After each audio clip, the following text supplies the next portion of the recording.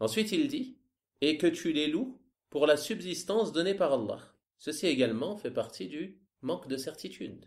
Que tu loues les gens pour la subsistance qu'Allah subhanahu wa ta'ala t'a accordée.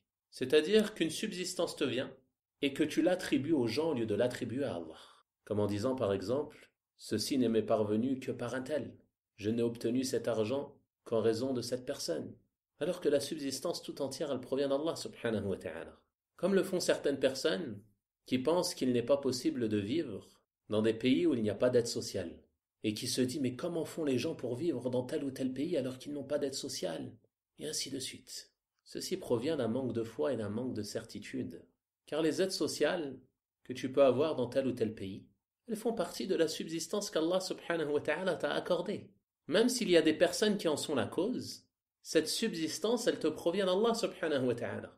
Il t'accorde ta subsistance dans ce pays de cette manière, et il te l'accordera dans un autre pays d'une autre manière.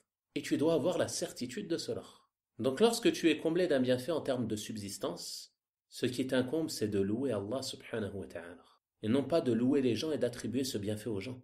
Car c'est Allah subhanahu wa ta'ala ar-Razzaq, celui qui donne la subsistance à ses serviteurs.